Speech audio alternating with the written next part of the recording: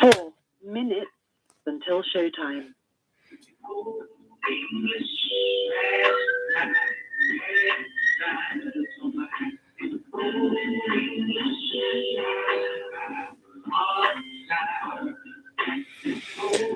Oh, man.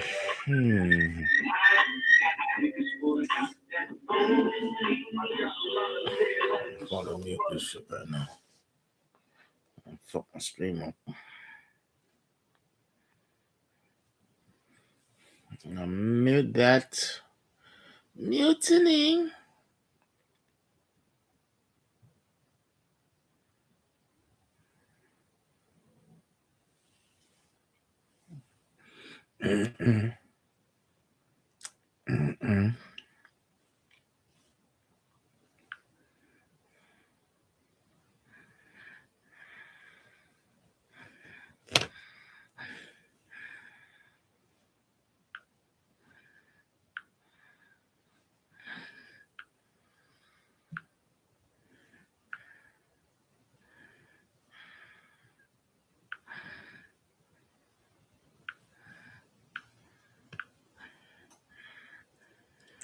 Right now, the computer is on mute.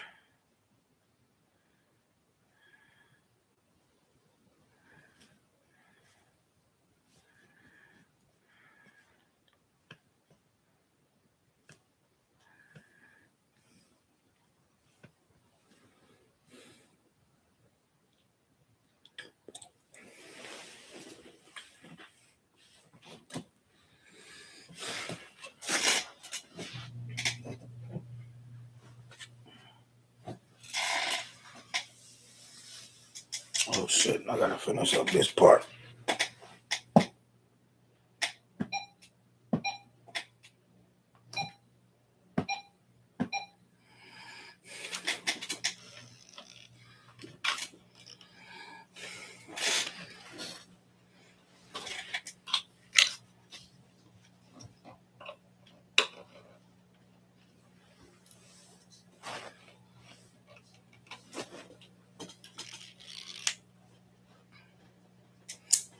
Okay, man.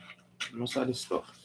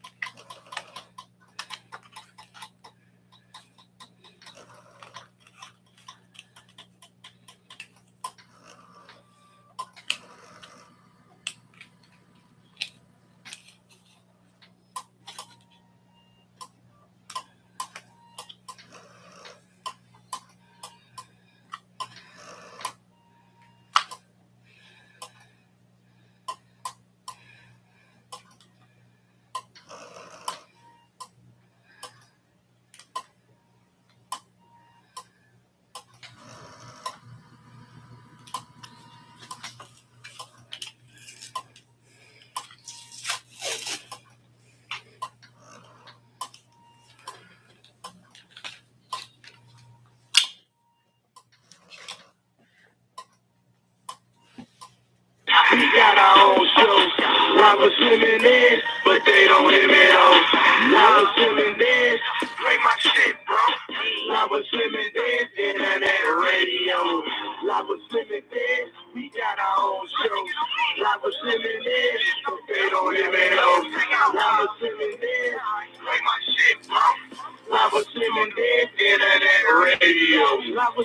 swimming in, we about to take over. Showing love to indie artists, we the real soldiers. We gon' let you shine, cause that's how we do. All the love we get, we give it back to you. Rep your hood, rep your block. Who we do it for? We do it for the hip hop. Fat boy laces, dope boy cases, Master T, body, show me we can make it. But we gotta take it, it's already mine. What I think, I create, I am a mastermind. But it's not hard to find, it begins with you. Come to shine with us, show the world what you can do. Look at us, we finally made it. It's swimming there, we got the news, we fucking play it. No bullshit, we don't play like that. If you send it in, we gonna fucking spin your track. Lava swimming there, we got our own show. Lava swimming there, but they don't hear me though. Lava swimming there, play my shit, bro. Lava swimming there, internet radio. Lava swimming there, we got our own show. Lava swimming there, but they don't hear me though. Lava swimming there, play my shit, bro. Lava swimming there, internet radio.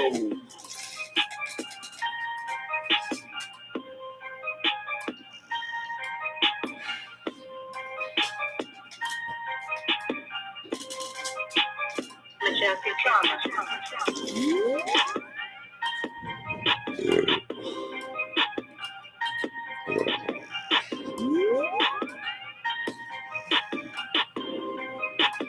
Majestic Trauma.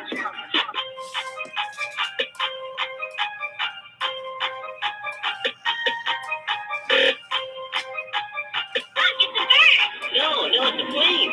No, it's Majestic Trauma. Yo, what up?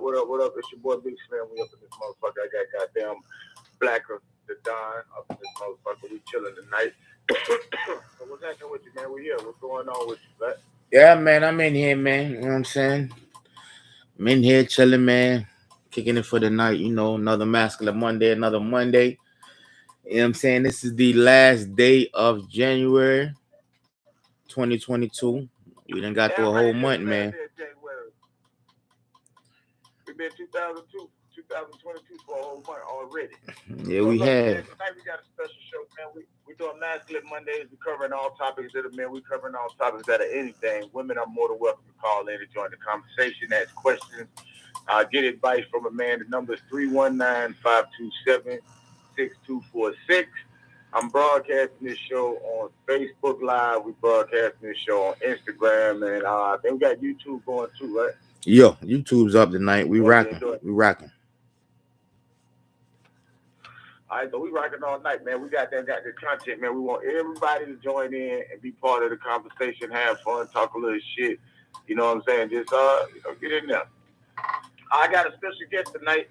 My boy calling in, goddamn Ron J from Detroit. He was in the A. I think he's back in the D right now. But he been rocking with us for a long time since we started the show. Man, I know this nigga, man, for like years. And on the show, strictly on the show, right? And I gave him, he called in before and he did spoken word. He back when we first started filming this, man. He started that shit, man. He did so goddamn good. The shit was so good. I basically gave him his own segment. Like, so every week, he did a spoken word every week. It was part of the show. He would call in, do a spoken word, man. Shit was good as a motherfucker. He was doing this shit out in Atlanta, man. Nigga in college, man, was doing school, he worked. Busy dude, man. Good guy, man. I finally met him out in Atlanta. About a couple of years ago. I had known him for years over the show, but we met up out in Atlanta. He came out, saying us. We was at the embassy out there, man. We sat down at the bar, had drinks and all that shit, man. Got a little fucked up.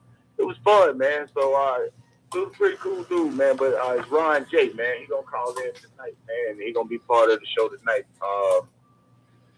Everybody who remember, y'all probably know Ron J or remember him. I know Dez remember him. Everybody who was part of the show back then remember him because that damn word was, that new shit be powerful, bro. Yeah, right. But anyway, man, so we got him on the show tonight, man. And anybody want to call in, holler at them or got anything they want to say, you're more than welcome to call in. Like I said, the number is 319-527-6246. Let me see something right fast. Yeah, so what's going on with you though, Black? Man, nothing, man. Over here, goddamn, this bullshit ass weatherman trying to goddamn, get past this bullshit. The snow out there on the ground, but we moving right along, man. We, you know what I'm saying? We doing it. We you know how it is. Well, that's what's up. That's what's up. So like, you in VA? It's snowing in VA. I say that because we ain't nowhere near each other. I'm like on the other side of the map. I'm in goddamn Utah. Well, it snowed. So, It snowed I in done left VA. the It East. snowed in VA. It ain't snowing no more. It's just cold as fuck out there, That's man. what's up, man. That's what's up. That's what's up. Well, look, man, I got Ron J on the phone now. Let me bring him on the line, man, and Yes, sir. introduce him to everybody. Hey, goddamn, for what's happening? You're on the air. Introduce yourself. What up, though, man? Yo, my name is Ron J. Yeah. What up? Just come contribute some good, meaningful, words to the conversation. Okay. Right. That's what I'm talking about. So, goddamn, Ron J. Like I said, I just gave him the background on goddamn how long we go back and how shit was, you know what I'm saying? And I'm like, yo, this is my dude, Ron J. Goddamn, I don't know why, man, but you've been working so much, man, so I ain't been able to get you on the show yet. You've been doing so much of this and so much of that. I've been wanting you on the show, man, because you're an OG on the show, man. You've been on the 1,100 years ago. Man, I finally found me a good work schedule that actually works for me. So yeah, that's the most important thing. Where you at now, Ron J? Where you at? You back in the D? You back in Detroit? Yeah, for the time being. Okay. So we got Ron J in Detroit, Black in VA, and I'm way the hell out here in Utah. I know that weather crazy. I know it's cold as a bitch out there in Detroit, man. Yeah, man. I bet, man. You said how much? Apple? Check this.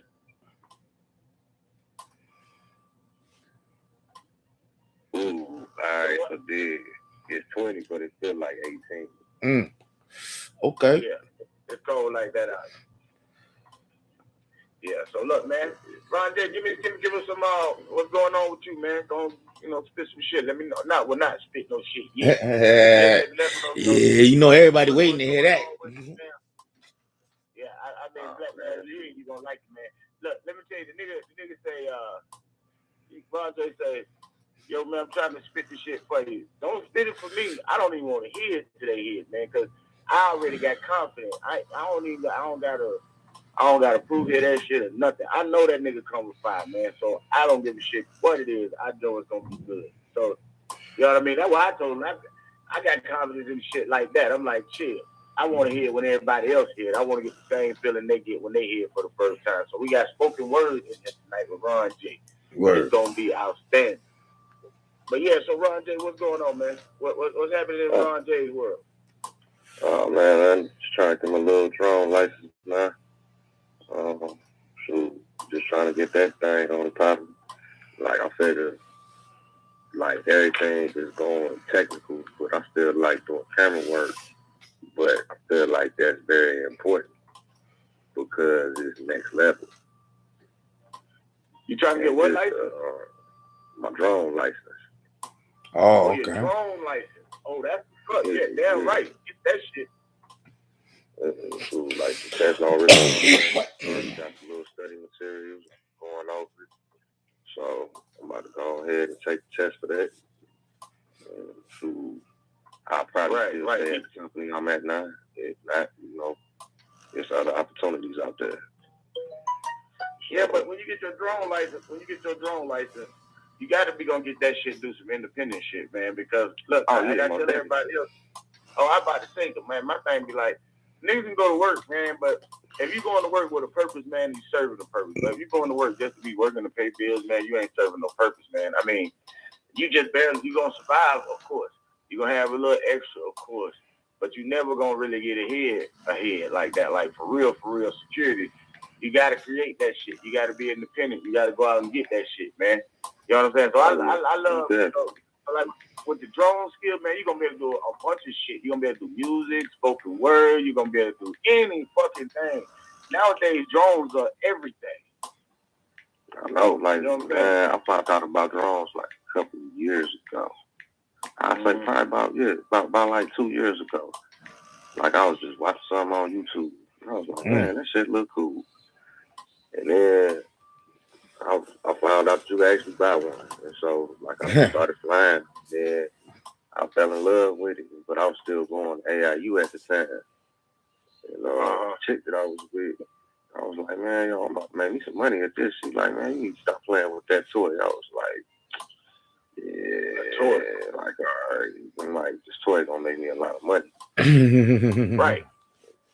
Yo, man, the toy gonna make me a lot of money. Yo, see, man, look, you know, you say you're not with that person no more. Oh, nah.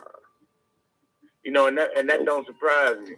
That don't surprise me at all, because if you was fucking around and showing her your dream, or you was showing her something you was ambitious about, and she told you stop playing with a toy, and she wasn't in full support of you anyway. So she wasn't in support of your dream, your goals. That ain't the kind of motherfucker you want to be fucking with anyway. You know what I'm saying? Definitely. But the funny thing is, she bought me my first drone though. Yeah. I mean, they buy you that shit, but then they don't support the shit, right? So, I know, right? So that shit I was like, damn, that's cold-blooded. Is what it is, man. But you get your shit, you keep on moving forward, man. See, that's what I be about. I'm like, I feel like that, shit like that to me is a tip. Like, so, like, if you got a female and you got, you know, whatever, a counterpart, and you tell them something you interested in, I mean, you really interested in it, their reaction will tell you a lot about that relationship. If you having a relationship and you tell somebody what you dreaming or what you plan on doing or what you want to do, and their reaction is like, stop playing, you ain't never gonna have that, you ain't never gonna be that, you ain't gonna never, you know what I'm saying, some old shit like that, so stop playing, you fucking joking, you can't do that. You know, that ain't the person for you in your life. And as men, we say shit, and women are from different, you know, men and women from different planets, man. Like you say, we just think different, man. I say this shit all the time. Men are logical, women are emotional. You know what I'm saying? That's the truth, boy. So, like, when we say shit, it's not really, like, if somebody tell us something they like to do and we give them an opinion, most likely it's based on logic. It's not really based on feeling. Women, when they, so that means we don't really, you can't judge how we feel about you on a lot of the shit we say. You got to judge the situation, each situation damn near individual, because each situation we talk about and we decipher individually. Like, we are different people with each situation because it's a logical thing. You know what I'm saying? Women say, so if a woman says she ain't fucking with your dreams, she ain't fucking with your ambition, then if she deal on emotion, what I'm saying is she 100% don't fuck with you. She don't fuck with your dreams. She mean that shit. She not just saying it. She not just saying like she don't think you can accomplish something. She actually don't believe in your shit because that's how she feels. Yeah, I learned that later on. You know what I'm saying? I learned that in time. But yeah, I totally agree with everything you're saying though. Yeah. Yeah, so, you know, that's how that shit go, man. I mean, that's crazy, man. But I salute you, man, on getting your drone license, man. I salute you on moving around, doing whatever you got to do to get to where you got to go, man. You know what I'm saying? I know you're going to be all right. I know you're going to get everything you want, bro, because it's meant for you, man. You know what I'm saying? You just on the journey. I'm all about it. Right. Shoot, I'm getting my... You're enjoying the journey right now. You're enjoying the journey right now. Yeah, I'm getting credit straight, you know what I'm saying? I'm gonna have that good little 800 credit, so all the little stuff that be on my credit report, which ain't a whole lot. Ooh, shit. It ain't a whole lot of stuff now, you know what I'm saying? Probably like 1 or 2 things left on there. But yeah, that just big. Yeah. So what was your motivation to get your credit right, and who kind of like talk credit to you and brought that shit to your attention and you know what I'm saying, educated to the importance of credit? All right, so that's what happened. It was like right when COVID hit, right? When it first hit. Right. And they was giving out all that money. Right. I was just like, man, I'm trying to just do stuff different. And I looked at my credit score and I ain't like where it was at. And so since I started getting all the bread, I was like, well, I wanted to buy me a car. That's what it was. Right. And so I had looked at that and I was like, all right, well, I ain't trying to get jerked on the interest. So I just started paying off all the little stuff, and then people was calling, settling. You know, I settled with T-Mobile for like $125. You know what I'm saying? Mm-hmm. And that boosted my credit score up like 20 points. You know what I'm saying? Just the little stuff on your credit report, you know, just boost your credit score up so good. Dude, like, you let that big shit just sit on there. If you can't settle it, if you can't pay it off, then I just let it sit. Because there ain't really nothing you can do about it unless you're going to file bankruptcy. But I don't think that be the answer for a lot of people either. You know what I'm saying? Because most of the debt that people have is just comprised of credit card debt, student loans. Yeah, that's probably basically, that's most people's debt.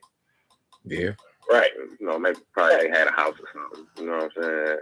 But yeah, that's pretty much it. So it's like if you attack all the small stuff, you know, then you'll be all right.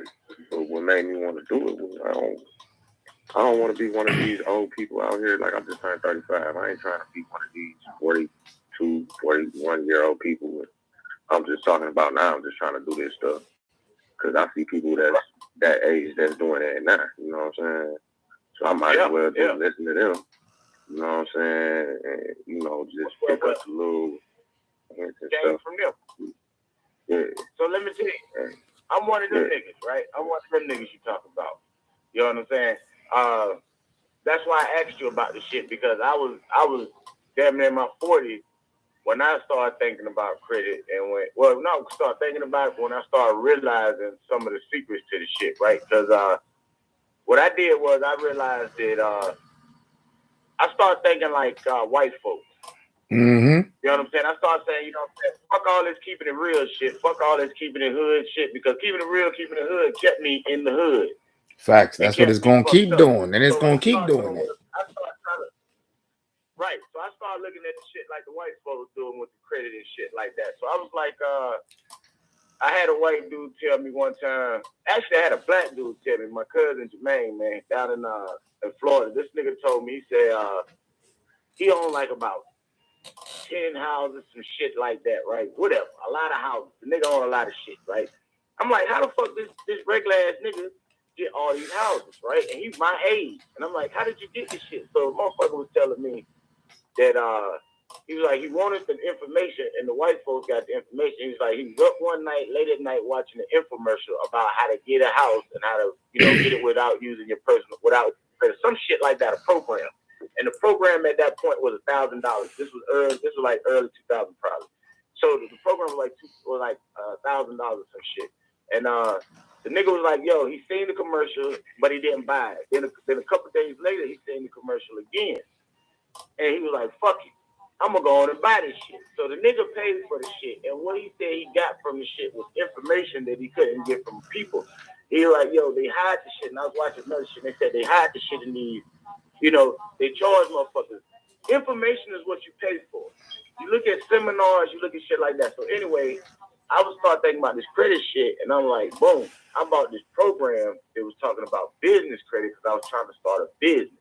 So as I was starting the business in the LLC, because I started LLCs and businesses before, but I wasn't getting the kind of response and the kind of credit, and it was still kind of tied to me. I wasn't really getting shit because it was still kind of like based on my credit, right?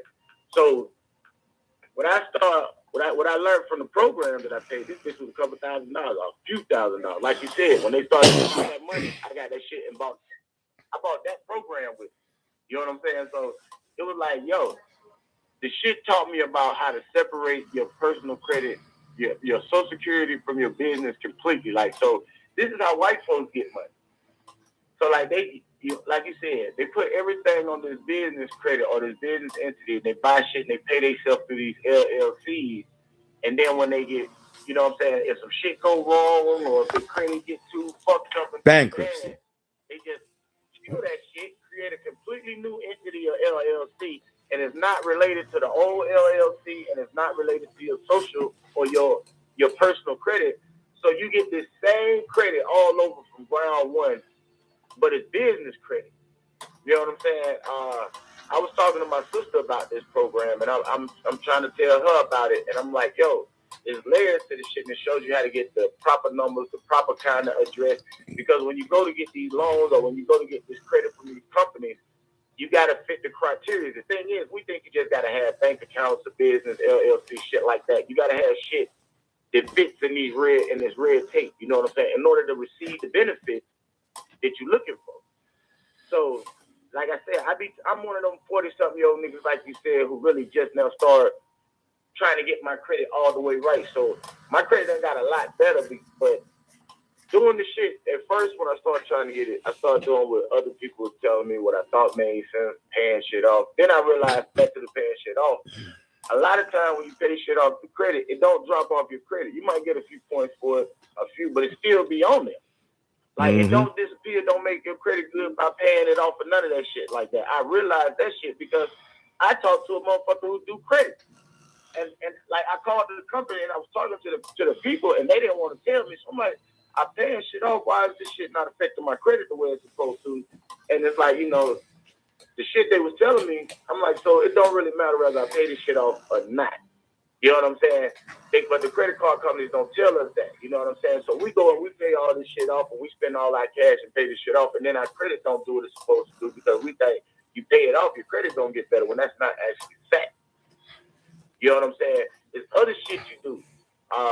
You goddamn, like the program teacher, you get secured cards, you get other shit like that. You build it. It's building your credit will make your credit go higher quicker than Kind of pay that shit off. Yeah. So once it's there, it's there. Yeah, but you gotta pay it off. You gotta pay something off. Where the secure card go good too. You know, you go that route. See, paying it off more like just stops the negative effect. It stops the negative effect of it. Okay, my credit was not what I wanted, right? It was kind of piss poor compared to what I wanted it to be. I now have a gas card. You know what I'm saying? Like, you know how I got the moving companies and shit like that got gas cards on the trucks and shit. Yeah. I got gas cards with my company name on it. So, but see, I got a question.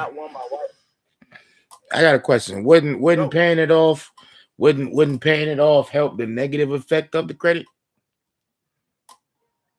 I seen the boost in my credit score. What it does is when you pay it off, it doesn't help really. What it does is it just stops reporting as. That's what I'm saying. It would stop the negative effect of it. You know what I'm saying? Like the bullshit part. No, it don't do that. It's still there.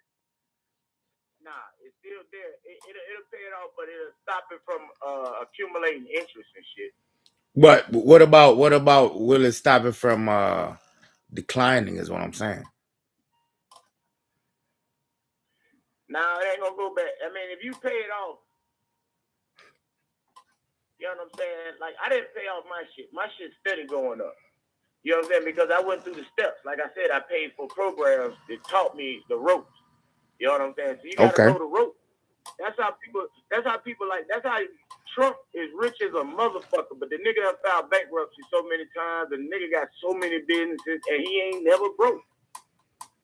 50 Cent got power and all that old shit out there. He filed bankruptcy just a couple years ago.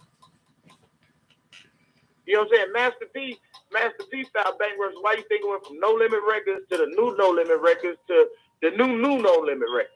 You know what I'm saying? Because each one of those was different entities created under different names. So he run up a check, run up the bag, run up this shit like that. And then when they stop fucking around or the shit get crazy, you let that shit go, you start a whole new entity. You create it's just like, I mean, but ain't letting it go like filing bankruptcy, you know what I'm saying? That's what letting it go is, right? That's what you're saying, right? Now, all right, so look, but the thing about bankruptcy is if you file, now, personal and business credit are two different things, right? Maybe. So if you file bankruptcy on personal credit. So I'm talking about on this business. I'm talking about on this business credit that niggas is running up. That's what I'm saying. All right, so on this business credit running up, the way that I'm telling you, you ain't got to file bankruptcy because, I mean, you could file bankruptcy on that business and just shut that business down, but the way that you do it, and if you do it the right way, man, you can start 3 LLCs at the same time. You can start 4-5 businesses at the same time and build each one of them credit up at the same time. And then when one of them get way the fuck up there, you can let that bitch go bankruptcy. You still got the other one. You let them bitches go drop all 5 of them, start 5 more at the same goddamn day. You ain't gotta wait 7 years like bankruptcy. That's why Trump don't wait 7 years. That's why that nigga don't be broke. He don't sit around 7 years waiting on money. He fuck around and say, okay, blah, blah, blah, fuck that company, bankruptcy that company. We're going to change the name of the company. We're going to change the ownership of the company by selling it to myself through this other company that's me also.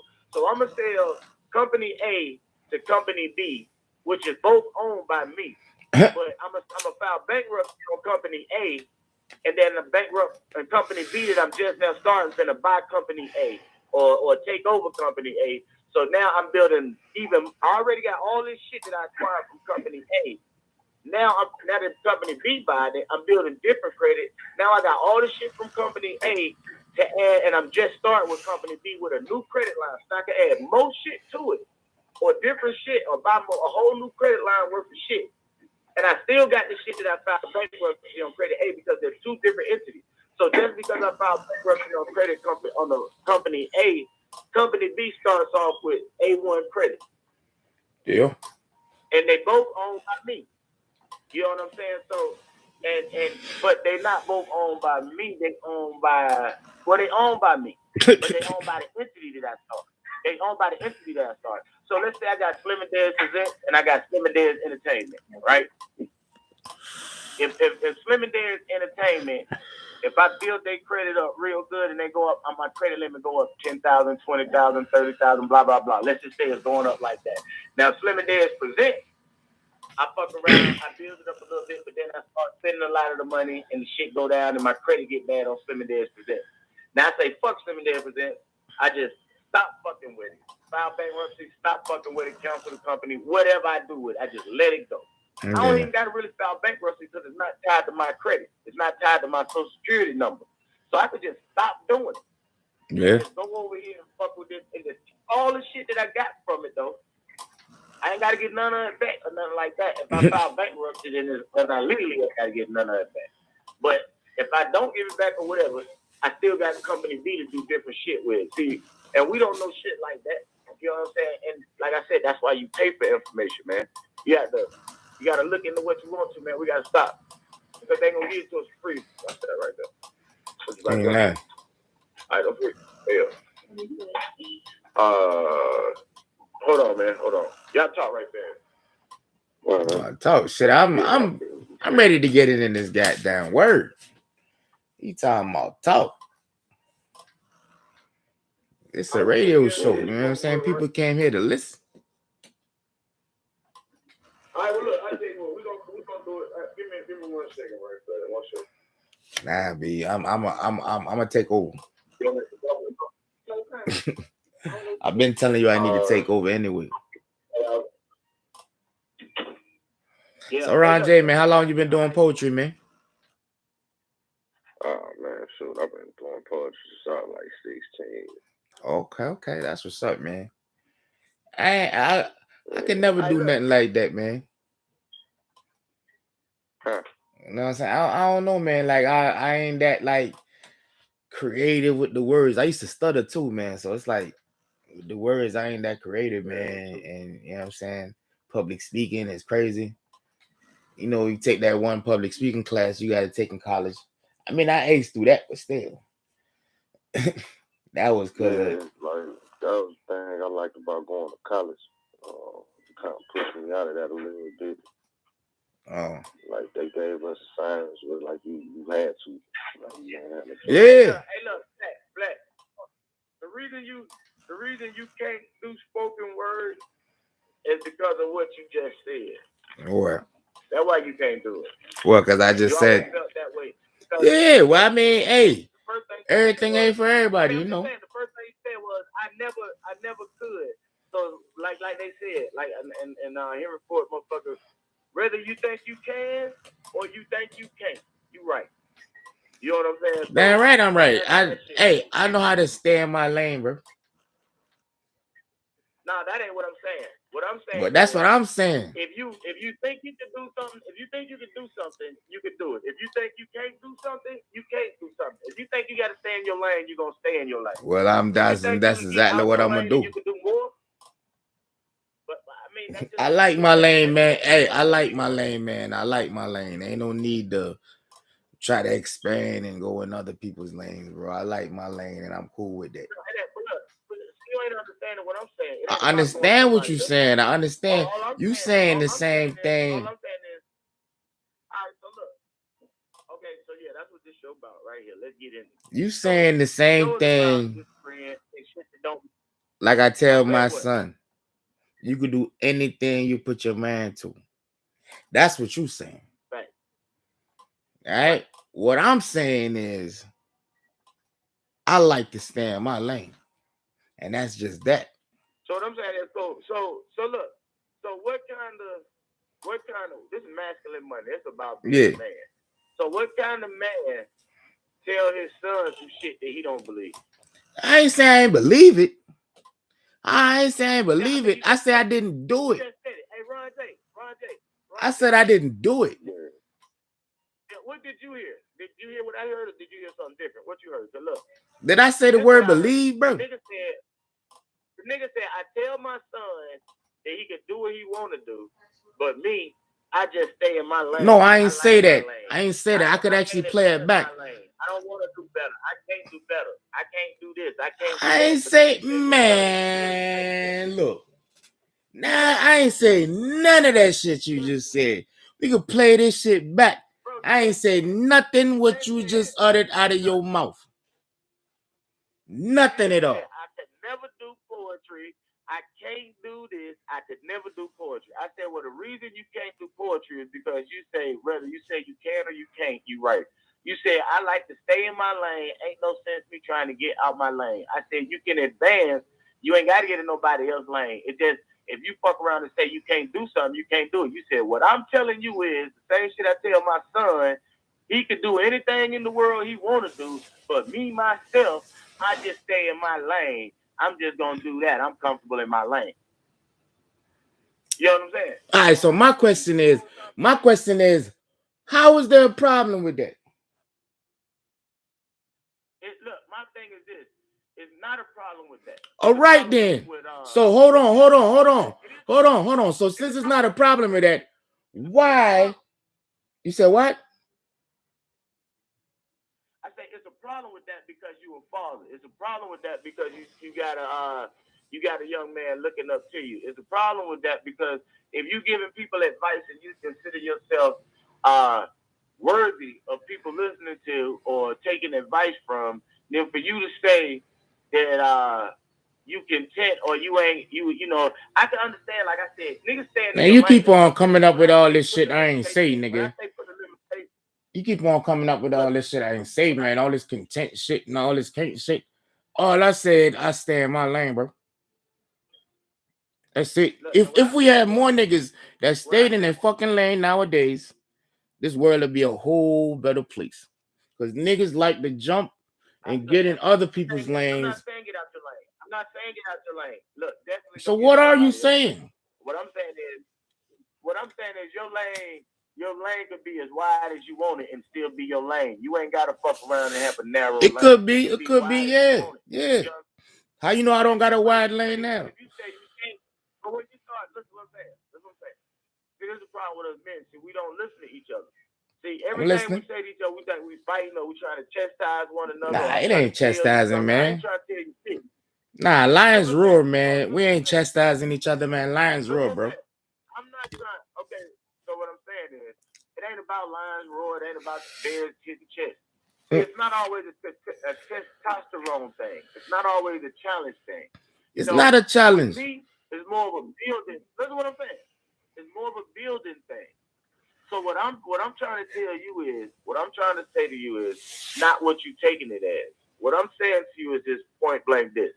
When you say you can't do something, that will persist. So what I'm saying is be more careful with the words you're using because people interpret and they perceive shit differently than you want them to sometimes. Like you may mean a certain thing, but if you sloppy with your words, it's up to them and their interpretation of what you're saying, especially if you're sloppy with your words. You know what Look, I'm saying? man. Like when you say shit like can't and I can't do this and I can't do that, but then Slim. the motherfucker say, look, you put limits on yourself. You say, Slim. well, I'm not putting limits on myself. But when you say the word can't, that's a limit. I think you be forgetting that you talking to a smart nigga, bro. Like not just saying that a smart nigga just not saying a smart nigga just to be saying a smart nigga. But hold on. But a nigga with an upwards of 3.5 GPA in a engineering program, bro. Like you're not talking to some nigga that just found out about this shit. I'm gonna tell you. So look, and I'm gonna tell you what, man. The biggest mistake we make is believing that if you got an education that makes you smart. man, look, go ahead with that bullshit, man. Go ahead with that bullshit, yo. You cannot get real life experience and common sense and life experience. Look, experience ain't education. If you're an engineer, experience is not education. If you're an engineer and you went to school to be an engineer, that's what I'm saying. See, this is what I'm saying, Black. That's what you do. You ain't even listening. You know what I'm saying? I'm saying if you ain't. So what am I doing? Then I'm sure I don't know. I'm sure that I don't know as much shit about engineering as you because I didn't go to school for it. So I could debate shit, but I would have to research shit, and I'm pretty sure you would know a lot more shit off the top of your head about it. But you're not gonna know more shit. I just said that to flex for real. You know what I'm saying? That's all I did. I just said that to flex because you was saying that I said I can't and all this that I didn't say. And I'm trying to tell you that look, none of that stuff I said. The reason you got those accolades that you're talking about, the reason you got those accolades is because I can. You said you could. Yeah, no, I can. But that's what I'm saying. So that you proving my point. My point is that when you got those accolades, you said you could, so you did. And when you said you could never do poetry, that's the reason you never could. But you rap, and rap is poetry. If that's what you call it, man, okay, like my cousin, right? I got a cousin that do poetry, right? And my rap is nothing compared to that poetry. No doubt it's different. You know what I'm saying? So I'm like, that's what I be that spoken word shit, that real, you know what I'm saying, on the stage saying shit that don't really mean shit, but mean everything in the world type shit. To me, that ain't, I mean, if you want to call that rap, you know what I'm saying? I guess some rappers consider they shit poetry, but I don't. That shit just rap. No, it's just different kinds. It's just different kinds of poetry because they got. It is. You're right. It is different. It's many different types of poetry. They got certain poets that sound like they got certain poets, man, that sound like they spit in verses. But what I'm saying is, they be some gangster shit sometimes. You absolutely right, and I'm telling you. Check it out. Look, check it out. Ron J. Yeah. Ron J. Yeah, this is your world right here. Yeah, man, that's what we need to get into, man. Talking about this crazy shit. Ron J. Yeah. This your poetry world right here, man. Hey, I see an 845 on the line. 845, you want to come on the air, man? Hit the one, I bring you on the air. Nah, they ain't gonna come on. They just listening. Okay, so look, Ron J, spit this spoken word for me right fast. Let me get some of it. Just give me some right now. I'm sure you got enough that I can get some later too. You know what I'm saying? I mean, hold up. You Ron J. All right, let me turn that off. All right, so look. Wait. All right, so look, we got Ron J about to spit this spoken word part 1. Let's go, Ron J. Let me hear it. All right. I call this joint reflections. All right, reflections. Speak loud and clear, though. Speak loud and clear, because I want everybody to be able to hear it on the live feed, too. All right. I was there when the wave came back again. I could make it on my own, but I really need my friends and my family. My inspiration comes from all the things they said I couldn't do. Or was it all in my mind? You ever sit back and wonder, dang, is people really hating on you? It's a never-ending journey, ever rising. It's Phoenix on this path to his zenith, making plays any given Sunday. I'm on my Willie Bean. Just another player in the game trying to see over the horizon. Size them up. There ain't no competition to me. That's no line. want to gain all the knowledge, but it's worthless if you don't do nothing with it. Got out my way, got on my grind heavy. Now I'm doing some shit. It takes forever to put it together, but one bad decision to tear it apart. Hell yeah, I took losses, and some of them broke my heart. But I gotta keep going. I gotta keep flowing, because time keeps ticking, and the world stays spinning. So I gotta stay sticking and moving, marching to my own beat. I call it smooth groove. The show must go on, and I'm a film, and this revolution will be televised. Everything you never wanted to see exists. You're even terrified. They look up to the sky while I dig deep within myself to get the best out of me. I am my greatest form of help. They ain't gonna never believe you unless you show and prove. Nobody starts at the top. You gotta pay the dues. It's a beautiful mystique when you go from a pond to a place. You gotta follow before you root, and that root is nature. We all got our parts to play in this thing called life. I'm getting mine, and I feel I'm doing it right. Got one round to live, no fucks to give. Live as I die, because I die as I live. 10 toes down, real, whatever you call it. That is me, I am him. A boss among bosses. I've been paying them costs so I can talk shit back. Some people talk big, but they spare you, and you can see it in their actions. So I keep my game tight. I leave room for error, because there's always room to grow in every relationship and in depth. Yes. There you go. That's what I'm talking about. Let's go. All right.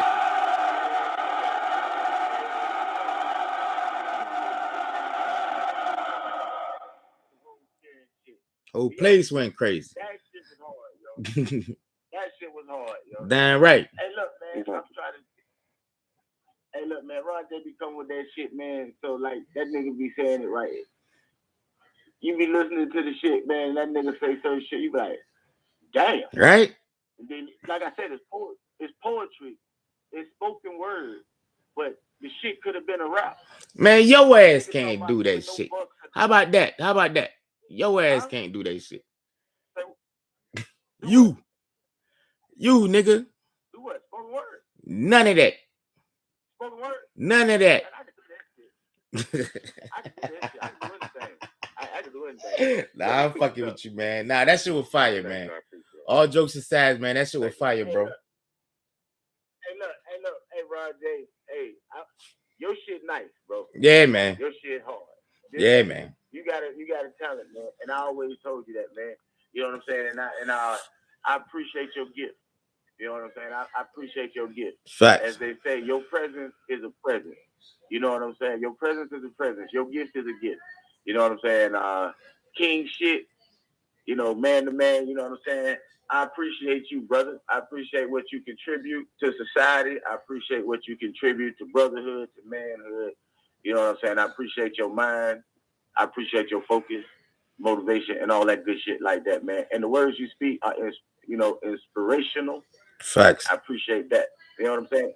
I just like to, like I said, I always give niggas their flower. I always try to, because to me, I feel like you said in the song, if these niggas hating on me, you know what I'm saying? I mean, in the word, you know, if they hating on you, because we all think motherfuckers be hating on you, but, you know, we don't be, sometimes it don't be that, you know. Sometimes you got to, everybody looking in the sky for everything, you got to look in yourself, like you said. You know what I'm saying? You got to you got to figure this shit out. You got to goddamn realize that ain't nobody hating on you. Sometimes it's you hating on you.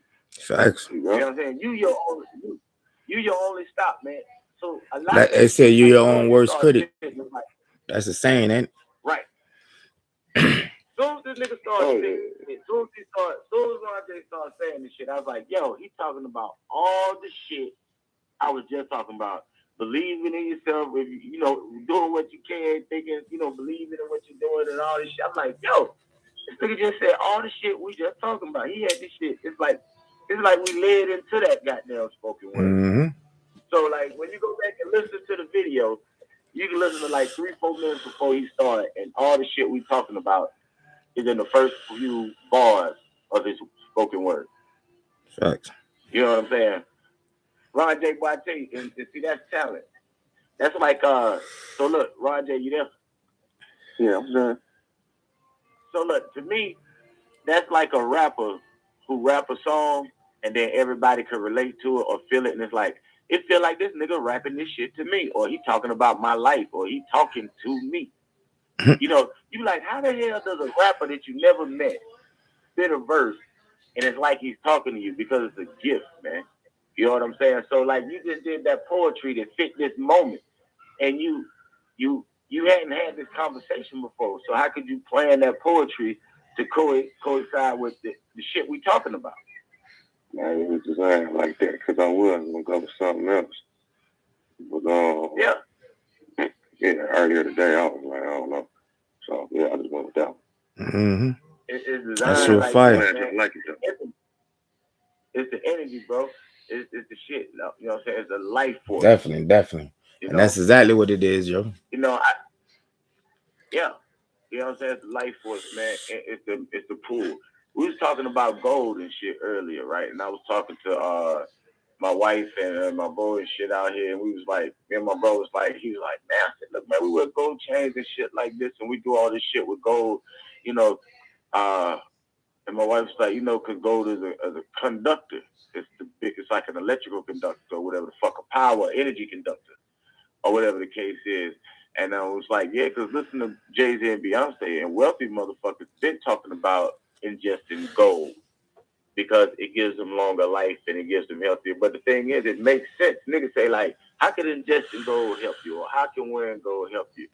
Think about your body. Your body is electrical. You have current running through your body 24/7. So to use the best energy conductor in the world and have it in your body, you're almost charging yourself.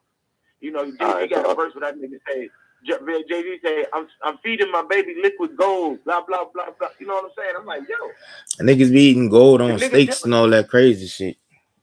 Rich people. Yeah, y'all really think that's real 24 karat gold on them steaks? I don't know. Yeah. I ain't never had one, so I can't tell you. All it is, like, look, all it is super thin flakes, man. That shit'll blow with if you breathe on it, it'll blow. But it's super thin, but it is 24K, and it does have benefits. It has a lot of health benefits. You don't think that's what it is? When you think about it, the kings that ran society back in the day, they wore gold crowns. They put that gold around their head. I mean, gold always been a part of the, you know what I'm saying, the you know, kingships and all of that shit since way back in the day, back in the Egyptian days and shit. All them niggas had on gold this and gold that for a reason. This is what I'm telling you why. This is why it symbolized power, because it actually creates power. Yeah. You know, it actually attracts energy. Well, yeah, of course. So like gold. That's what they capped. That's what they capped that's what they said that they capped the large pyramid with. The Giza pyramid. It was supposed to be, me personally, I think it was a power generation station. That's what it looked like. But it looked like one to me too. Yeah, because they had the gold on the top to get the, you know what I'm saying, the lightning and shit. When the lightning strike in that little spot where they claimed they said Moses stole the fuck, what's that box that Moses stole? That shit that he stole in the Bible and shit. They said to go in that little area that looked like a spot for a capacitor and shit. And then the harmonics of the chambers is just like, because you know, you could create energy with sound by, like, you know what I'm saying, certain vibrations and shit. So that's what I think it is, but I don't know. It could be something else. I don't know. I seen something on it one time too that, you know what I'm saying, that I was like, okay, all right, they think the same thing too. So I don't know. It's the reason why they collect gold, and it's the reason why back in the day all money was backed in gold. And then when the motherfucking what is that shit? The Federal Reserve took over, all that gold disappeared. Because gold is power. You know what I'm saying? It is that, it's that natural raw power.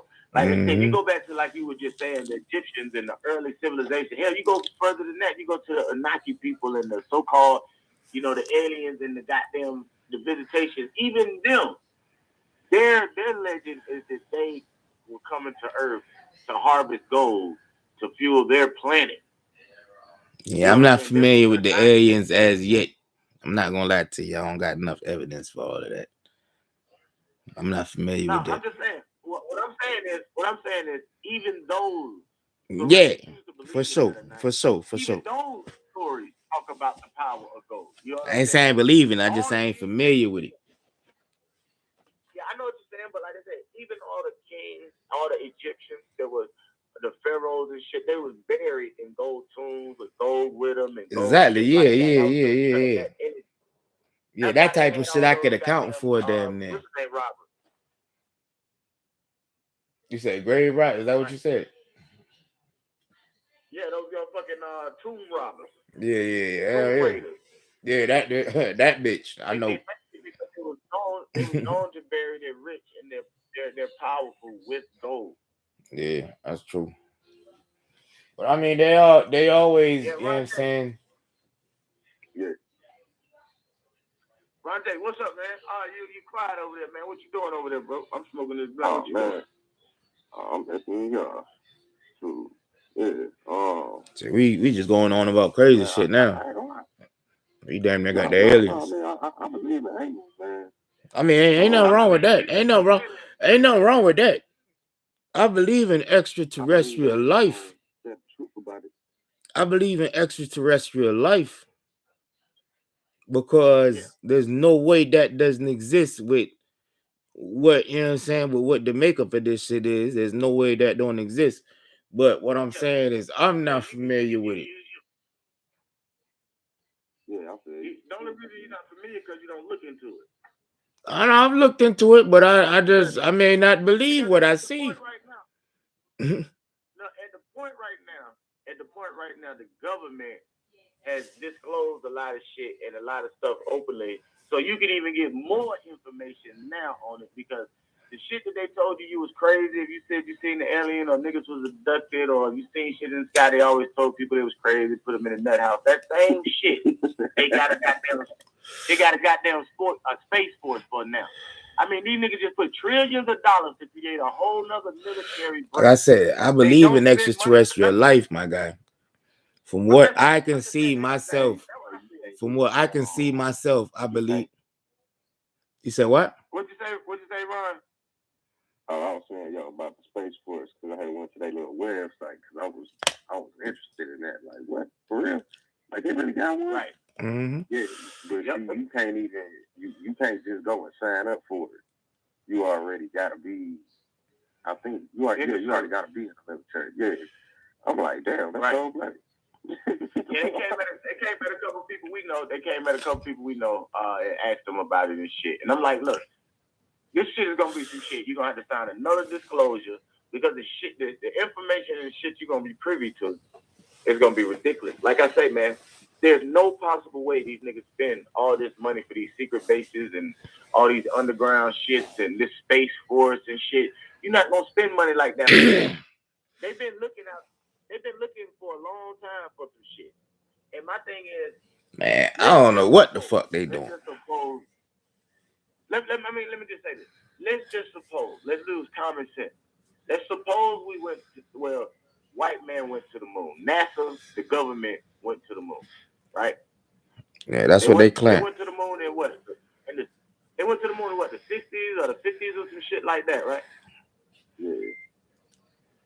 So now if they went to the moon, back then our cell phones damn near do more than their computers did then. Why we ain't went back to the moon? Why they trying to go to Mars instead of going and the dark side of the moon? These niggas telling us they ain't never went to the other side of the moon, but you want to go to a whole nother planet that's 8 fucking months past. but you ain't never went back to the moon a second time. Let you tell it. Man, I don't know what. Look, random niggas is going up there right now. So I don't know what they doing. Literally random niggas is catching flights and going into space nowadays. All right? So I don't know what they doing. You said what? I don't know what that's what they claim. Bro, that's what they claiming. I don't know what they doing. I wasn't on the flight. You know what I'm saying? I didn't even bother to look into the flight. I heard about the flight. I wasn't really interested. And they told them, don't come back. My thing is also this, right? The same shit you just said. Yeah. You can't. How you doing? How did you meet? Same thing you just said. You don't know what they did on the flights because you wasn't there. You didn't see it. So my thing is, why does everybody believe everything the motherfucking NASA say about space? Because Man, who said I believe everything NASA said about space? No, I'm not saying everybody. I'm not just saying you. I'm just speaking in general. Okay. You know what I'm saying? Like NASA say, we went to space. We know what Pluto is. Like I told everybody else, niggas just showed us Pluto like fucking 2015. They've been teaching me about Pluto since the 80s. I've been building models and some more shit about Pluto. These niggas ain't even had seen it. You know what I'm saying? I did goddamn school projects about the solar system, and Pluto was one of them motherfuckers. Niggas hadn't seen past the fucking moon and Mars. And they got us doing a whole project. The government lies to us, man. Niggas believe, niggas will show you a satellite picture and say, we up in space and we can see what color your car is from space. My thing is, why all these satellites flying around? Why we ain't never seen a rocket leave the atmosphere? You cannot Google that. You can't find a picture nowhere in the world. You can't find that shit nowhere in the world, a picture of a rocket leaving the Earth's atmosphere, going into space. I dare you. You can try now. Google why we on here. Nobody.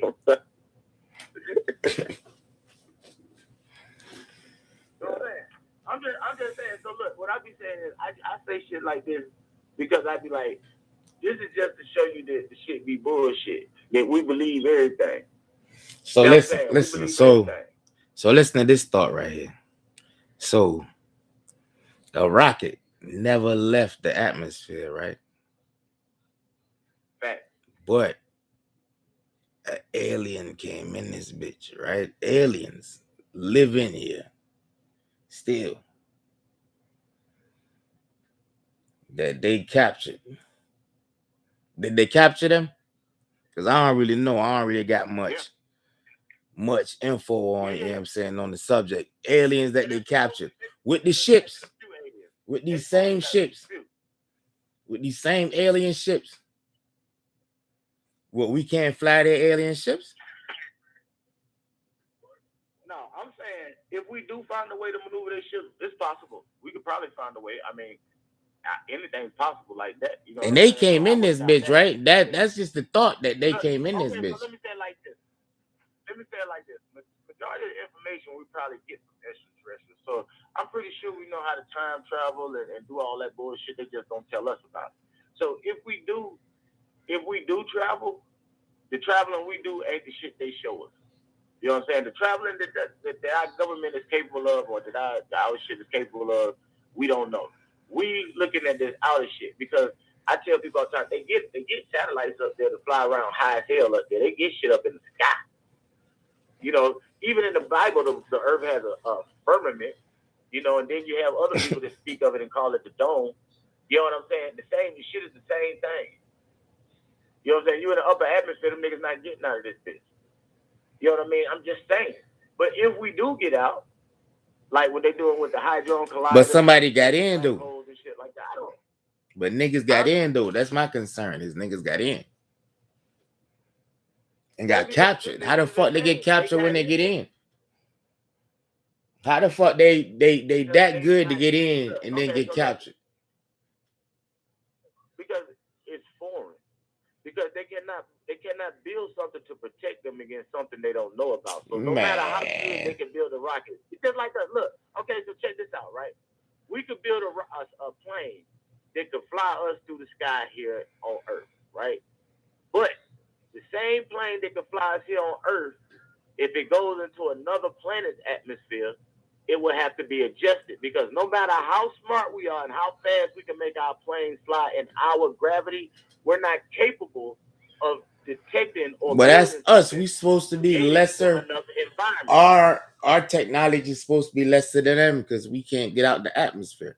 So our technology is supposed to be lesser than them because they flying all over that bitch, all over that shit. So they got to be as far as a superior race, probably older. You know what I'm saying? Older civilization than we are because they didn't advance to to the fact maneuvering about that bitch. And you know what I'm saying, I'm sure this ain't the first spot that they done came to that look like this that might support, you know what I'm saying, whatever the case is that they're looking for. So if they come here, they obviously more, I would say, if I went somewhere and I seen a bunch of dolphins swimming around and I felt like I wanted to take that spot over, I'm shooing all them niggas the fuck out. So I feel like if they, Okay, if it's a let me use an situation like example that, on Earth. Let me use an Earth example. Go ahead. Right. So you got the air and you got the water. Yeah. If you had never had travel under the water and you had only knew how to travel by car or by plane, Mm-hmm. if a plane hit the water, Mm-hmm. it's gonna crash, it's gonna drown because it's not adapted to that climate. So even though you know the water is there, until you figure out the recipe to do it perfect, you're not gonna be able to travel underwater. I don't feel like something like that can occur with, because me myself as a regular person is gonna figure out something to do with the water eventually. You know what I'm saying? And I'm gonna teach my brethren. The same thing, and he's gonna teach his brethren the same thing. And as a civilization, we gonna advance on the water. But what I'm saying is, I agree with you. What I'm saying is, the motherfuckers that got captured might have been part of the goddamn eventually part. You know what I'm saying? Like the first motherfuckers that came around, they had to learn it. Like, I don't know who came around. Listen. You cannot build something on something that you've never seen. You have to at least have an idea of what you're doing. And in order to get the idea, you have to make a mistake or make a observation.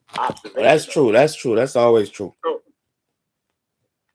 that's all I'm saying. Is the motherfuckers who got captured might have been part of the observation team. Could have been. They had to learn the lessons to make it better. Could have been. You know what I'm saying? That's all I'm saying. I mean, it could have been. So, but hey, look though. On a more serious note, I definitely want to hear another one of them joints. But hey, I got a joint, man. For my peoples, yo. I don't know if I'm gonna be able to do it. Hold on. You can do it now, man.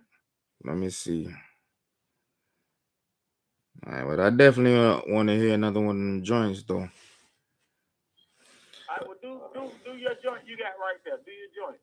Play it, talk about it, intro it, talk about what it is, whatever.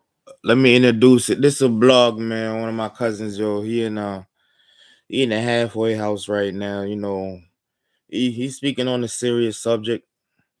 So I'm gonna, you know what I'm saying, go ahead and play it. That's better off I play it. I can't do it no justice by talking. All right. Cut it up. December 11th. The following piece was originally published in March 2019 with the Broadbent Institute. Authors, Christoph Lewis and Rikesh Walters. It's like carding, but inside the prison system. Philip Atkins, incarcerated at Collins Bay Federal Penitentiary. This past week, the Senate Human Rights Committee released an interim report on Canada's federal prison system. One issue raised at a recent Senate committee hearing is the discriminatory application of labels applied to incarcerated individuals by Correctional Service of Canada (CSC). One of these labels, known as a Security Threat Group (STG), continues to be wrongly used and misapplied to Black, Indigenous and racialized people in prison, resulting in discriminatory and differential treatment while incarcerated. This is the story of Christoph Lewis, a victim of the STG label, the inhuman treatment he received because of it, and the grueling journey to have the label removed. Lewis grew up in subsidized housing and went to school in Toronto's Regent Park neighborhood. Growing up, Lewis was an active person who always had several projects on the go. Like other millennials, Lewis wore many hats. He was an entrepreneur, a small business owner, a DJ and a musician, just to name a few of his ventures. One of Lewis' main projects was making music with the hip-hop group Silent Soldiers, who were part of the community record label, Henrock Entertainment Inc. They set up a small recording booth to write, produce, and record their music and started to gain name recognition in Toronto's hip-hop scene during the early 2000s. During that time, Lewis committed a criminalized act which ended up leading to his incarceration. To his surprise, while examining a report the CISC wrote on him, he noticed that he was labeled STG due to an alleged gang affiliation. When he inquired about the label, CISC officials informed Lewis that he was the leader of a gang, called the Silent Soldiers, and asserted that his gang was at war with a rival gang in the neighborhood. This information was news to him. Lewis has stated that he was not, and is not, part of a gang. According to Lewis, the Silent Soldiers strictly only made music together. As a group of young black men building community and making music in Regent Park, the Toronto Police and the CISC proceeded to frame their hip-hop group as a high-security, high-risk violent gang, without any identified evidence or convictions to justify the claim. Numerous prisoners, often black, indigenous, and racialized, have similar stories. Too often, incarcerated individuals inquire into their STG label and realize the institution has labeled them affiliated with a gang they have never heard of or does not exist. A case study of diversity in corrections from the Office of the Correctional Investigator reveals that, while black inmates are 2 times more likely to have a gang affiliation, the great majority, 79%, are not a member of a gang. CISC defines a security threat group as any formal or informal, ongoing prisoner group, gang, organization, or association consisting of 3 or more members. This loose definition allows corrections to assign the label to virtually any individual they decide fits the description. According to CISC policy, before an incarcerated person is labeled STG, an officer should meet with them to explain that the label of STG has been recommended for their file.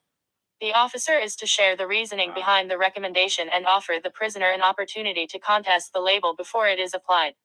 CISC refuses to respect this process. Many people who are labeled STG are not given the opportunity to contest this designation before it is applied, and face multiple obstacles when they attempt to have it removed after the fact. Being labeled STG has immediate, long-term detrimental effects on prisoners. People who are labeled STG are denied leadership opportunities, are paid less for their work, spend more time in prison, are classified as higher security, are less likely to be granted parole, and are more often placed in solitary confinement, all of which are further outlined in a federal government report. Lewis experienced each of these challenges, including extended periods in solitary confinement. When Lewis was transferred to Donnacona Institution, a maximum security facility, prison administration used Lewis's STG label to immediately place him in solitary confinement. He spent Christmas and New Year's in the hole.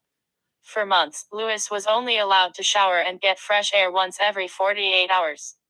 His exposure to human contact was limited to 1 hour, once a day. In a 2018 British Columbia Supreme Court decision, Justice Peter Leask noted that segregation poses a significant risk of serious psychological harm, including mental pain and suffering, an increased incidence of self-harm and suicide, particularly anxiety, withdrawal, hypersensitivity, cognitive dysfunction, hallucination, loss of control, irritability, aggression, rage, paranoia, hopelessness, a sense of impending emotional breakdown, self-mutilation, and suicidal ideation and behavior. Lewis realized that if he wanted to get out of solitary confinement and improve his conditions of confinement, he needed to get the STG label removed from his file as soon as possible. Even though Lewis had documentation to show the Crown Attorney in his case that he was not a gang or organized crime member, CISC persistently labeled him as such. Lewis filed multiple grievances, hired a lawyer with his own financial resources, and took the matter to court. 7 years and over $1,000 later, Lewis finally had the label of STG or gang affiliated removed, though, for 7 years, he endured differential treatment in prison because of the color of his skin and his postal code. Many incarcerated people in similar situations do not have the access to the resources or advocacy supports that Lewis had in order to push back against the discriminatory STG label. In Canada, both policing agents and CISC officials make recommendations as to who is gang affiliated and who should be labeled as part of a security threat group. However, it is challenging to ascertain how these decisions are made. We have spoken to both incarcerated individuals and those on parole, who have attested to being labeled STG after simply taking a photo with a friend, receiving mail from a loved one, or growing a beard. If the CISC defines a security threat group as any formal or informal, ongoing group or association consisting of 3 or more members, what differentiates a gang from a fraternity, a book club, or a church choir? Once police services empowered by provincial legislation deem certain individuals as part of a security threat group, that information is shared with the Correctional Service of Canada, a federally regulated agency.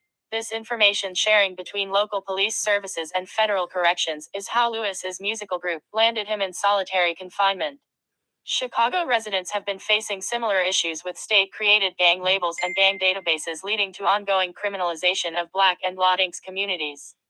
In so much that a Chicago research group called for the elimination of gang designations and full transparency with regards to the data and procedures and accountability measures to redress harm inflicted due to gang designations.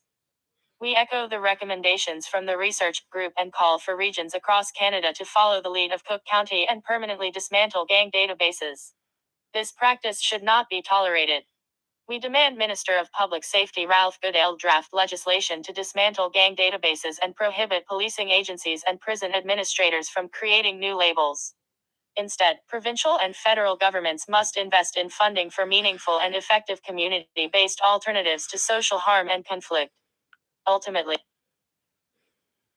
Oh, damn. Messed that up. All right, so that was that right there, man. Just wanted to bring, you know what I'm saying, bring light to that. I feel like BJ is going through something like that right now in the prison he in, yo. I just wanted to, you know what I'm saying, shed a little light on that. Yeah. You feel like BJ going through what? Something like that, where, you know what I'm saying, he labeled. And just because he labeled already, they treat, you know what I'm saying, a certain way. But look, man. See, look. Niggas we gotta be real with ourselves, yo. BJ is an OG, my niggas. He is, but I'm saying. Man, I'm saying, but he ain't. You can't be an OG and get all the glory and then go to prison and expect not to get treated like an OG. You an OG, my dude. I mean, that's just real shit. I guess, that's the man. life you choose to live. Like they say, everybody ain't cut out for that shit. Certain niggas cut from a different cloth. So you can't be like I said, like he wasn't on the streets flexing. Like he wasn't a flexing nigga. Like he wasn't like a nigga that flex gangster shit. He was a gangster. So and he did gangster shit. So when he went to prison, he probably did gangster shit. Nah, but I'm just saying, like, they won't let him work, you know what I'm saying, shit like that. They won't let him work and shit like that. That's the shit I'm talking about. Like, they like the regular shit. That's because they fucking crackers, man. The system is not for him. You know what I'm saying? The system is not made for him, not made for me. It's not made for none of us. Like, I don't agree with that shit at all, and I understand what you're saying there. All I'm saying is the labeling part about being in a gang or being a gang member. Like, my boy down in Atlanta, his brother went to prison, man, did 10 years in prison. Nigga was an OG. He used to be like, I mean, nigga was a real nigga on the street. He was a real nigga in prison, 12 goals. Yeah, you right. You're absolutely right. But it'd be like, yo, some niggas just be that's who they are. You're absolutely right, man. I can't say nothing to that, man. You're absolutely right.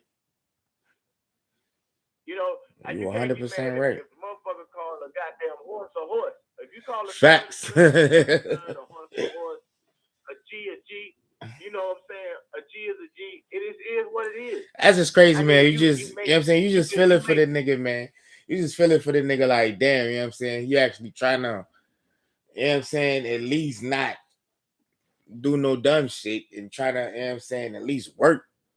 But the thing is, you gotta on real shit, man. Even with relationships, friendships, or anything, if you've been a certain way for so long, it takes a while for people to see you different. True. You know what I'm saying? So when you decide to be different, it take a while. Just because you wake up that morning and you decide you're a different person and you want to live a better life, but you've been a certain way for so many years, niggas ain't gonna see you as different for a while until you become that. When you become that and it becomes your new normal, then they'll take you as that. You know what I'm saying? It's gonna take a while. You know, nigga been doing G shit forever. And then you come up, like, if a nigga get try out to of jail, switch up. Like, let's just say when niggas get out of jail. Let's just say when niggas get out of jail, we all got partners. Niggas come out of jail and be like, nigga, I'm on some G's and shit. I ain't never going back. I was reading the Bible when I was in that motherfucker. All this old other shit. You talk to that same nigga 2 weeks later, that nigga on the block trapping or smoking weed or ain't got no job, living off his baby mama, ain't doing shit. You know what I'm saying? It's because, you know, it's just the way shit is, man. You know, niggas is just different. You know, it's crazy. Like, you know, so like BJ, like my nigga. Yeah. I respect that nigga for him for who he is, man. Like if niggas say anything about him, it really don't surprise me because he ain't a fake nigga. So like you got niggas that front on the street and then go to prison and then they get looked at different because when they go to prison, who they really are come out. So the system don't really see him as the fake nigga that the streets portray them as sometimes. Because they go in the system and they be different niggas. Then you got certain niggas that walk off in that joint and it smell like home to them. Them niggas fit right in. They animals. They predators. Like Mike Tyson said on the Joe Rogan interview. That nigga said when you walk in the pen, he was talking to Boosie, he said when you walk in the pen, you know who the bitch is by the looking in their eyes. You can tell who the monster is, who the predator is, and who the goddamn prey. You know, some niggas are just predators. You know what I'm saying? Some niggas are just motherfucking animals. When I say predators, I mean just animals. Some niggas are just goddamn gangsters. You know what I mean? Like, They just don't know nothing else. I got a partner in prison now, man. This nigga been in prison 20 years, man. He got out. Before that, he did like 10 years. Then he got out. Then he did 3 years. Then he got out. Then he did life. And in between that, he done a whole bunch of other little time. I was like, man, damn, dude. Why you go to jail so fucking much? This nigga was like big old... big OG nigga, he was all into that Crip shit in the 80s and 90s and shit like that. And that's what the gangsters was talking about on the radio. That's what he was doing. Yeah. The nigga was gangster. The nigga was in prison now. To this day, they still call this nigga like C Murder or Big C in prison. Some big Crip shit. He be sending pictures with Crip shit on and all this other shit in prison. In prison. And I'm like, nigga, damn, bro, you my big homie. You know what I'm saying? Even though he was Crip shit, he's still my big homie, man. My big partner and shit. He used to take care of me back in the day. He used to goddamn look out. Wherever I went, I had to worry about shit. I don't give a fuck what I had on. I had to worry about shit. You know what I'm saying? I used to go play with that nigga, man. I used to be dressed up in the whole goddamn opposite color. And them niggas wouldn't say shit. He'd be in a whole mob of niggas with blue. With nobody. He was that nigga. You know what I'm saying? The nigga been in prison, man, he's still a goddamn G. And I be like, look, man, like, I still talk to this nigga like, hey, I be like, hey, man, you know, you can almost say like, man, when you gonna let it go, man? You've been in prison. But he can't let it go. Because that's what took him through prison. That's what made him last. You know, when niggas go to prison, if you a gangster on the street for real, you go to prison, you can't be a bitch nigga when you get in prison. Because you ain't gonna survive. You rather be up there with the top feeders than be down there with the bottom feeders. That's fact. Especially if you a G. You know? You don't got nobody on the line? You know? Huh? You don't got nobody on the line. I think somebody trying to call in. Yeah, I got I see a caller, but they ain't hit the one, so I ain't bring them on. 437. That's you wanna bring them on? Yeah, bring them on. I think that's all right, go ahead. One. Caller, where you calling from? You on the air? I'm calling from Montreal. Oh, Montreal. Okay. That was my blog that you just heard just now. Okay, That's what's happening, bro. What's happening? Yeah, so that's so I just my name is Chris, right? I'm saying. Peace, brother. So hold on, let me turn on the TV so that y'all can hear me. So there's like a delay, right? So nah, there ain't no delay. You can hear me straight? yeah. I hear you straight. All right, that's what's up. So anyways, yeah, man, I hear you talking about all that right now. I feel you. I respect what you're saying. I respect where you're coming from. But yeah, for real niggas, when you go to the Bing, it's that's what it is. You gotta be real. You gotta hold it down. It is what it is. But at the same time, like when niggas is in there acting as if like they pretending that they're something that they're not. You know what I'm saying? Niggas is in there and they're acting like as if, okay, well, yeah, you know, I done changed my life and all this kind of stuff, yada yada yada, and they ain't doing putting in the work to show what all the things that they done. That's a different story. Right. If you got niggas that's in there that's really putting in that work, that's really showing that they changed, then you got to respect them as that. You know what I'm saying? Like, fact, the system doesn't have the right to arbitrarily just tell a nigga that, oh, you ain't changed. They can't be judge, jury, and executioner. You feel me? Yeah, that's not what I'm saying. That's not what I'm saying. If that's what you got from what I'm saying, then that's not what I'm saying. What I was saying was, like you just said, when niggas throw in there and they actually put in that work and make that change, they should be recognized. All I'm saying is they have to put in that work. It takes time for people to see them different when they put in that work. It takes time for them to acknowledge them through a different light. Because, like you said, they got to put in that work for that change. Other niggas just be pretending. So in order for a motherfucker to decipher who pretending and who putting in that work, you need a little bit of time to see who's making that change and who's just talking that shit. I can respect that. I can respect that. I'm gonna give you an example. I just came home from doing 12 straight. Right, you hear me? Yeah, I'm gonna give you an example. I just came home. Respect, bro. I mean, like, good looking. But the thing is that I just did 12 straight, and up until the point where I think it was in 2000. I went for parole the first time in 2019. At that point, I was already no misconducts, no reports, nothing like that for about like 7 years straight. I was working full time in the jail, going to school, doing all that, doing everything I'm supposed to do, above and beyond. You feel me? Except for sell my soul and do anything that's against my ethics and my morals. You know what I mean? Because at the end of the day, I gotta, you know what I'm saying? I'm the one that has to go to sleep at night, right? So at the end of the day, everything that I was doing didn't really account for nothing, because when I went for parole, they arbitrarily decided that, oh, you ain't ready for parole just because they could. And I'm doing a life sentence, you know what I'm saying? Like, and over here in Canada, the situations are different. Like, niggas be getting like, you know, well, life 10, life 12, life 15, you know, or life 25 is the max you can get over here. You can't get no more than life 25 over here. You could get consecutive or concurrent like 25 sentences, but the judge can't sentence you for murder more than 25 years. Right. Yeah. So they got different ways that they do things, right? So they still get the time out of you one way or the other. You know what I'm saying? Yeah, they do that here. Needless to say, yeah, exactly. So needless to say, the whole thing is that I put in that work on myself. I showed and proved. You know what I'm saying? I did what I was supposed to do. I was paying my duty to society, and they decided that they just wanted to not deny me parole just because. They could.